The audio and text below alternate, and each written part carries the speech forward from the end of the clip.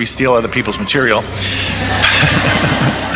But he started talking about this guy, Horatio Spafford.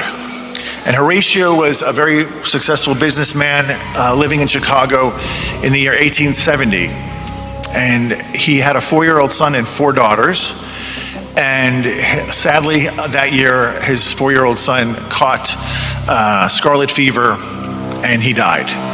And it was devastating. This was a man of faith, and it crushed him and his wife. But they soldiered through, and they kept their faith strong, and they continued to love God.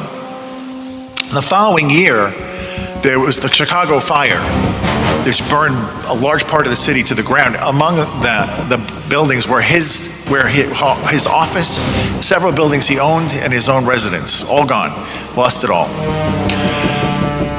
And still, he regrouped and said, we have a lot to be thankful for, and he had great faith.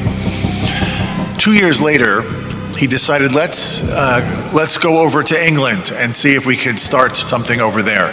At the last minute, he had a little business deal he had to take care of, so he put his wife and 4 daughters on one of those big, massive ships to do a transatlantic crossing to England. And in the middle of the night, in the North Atlantic, the ship struck another boat, and it sank in 12 minutes. And his wife was found unconscious floating on a piece of wood.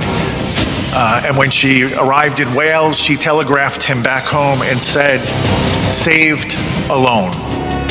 The 4 daughters perished." And she said, "What shall I do?" And he said, "Wait for me, I'm coming."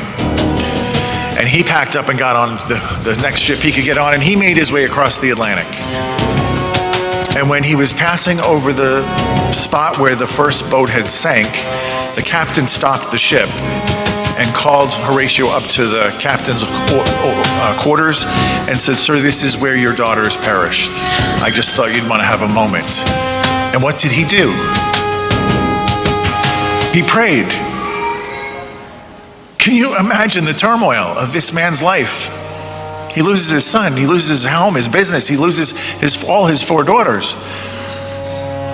And he prayed. And he went up to his room and he wrote a poem which became a song.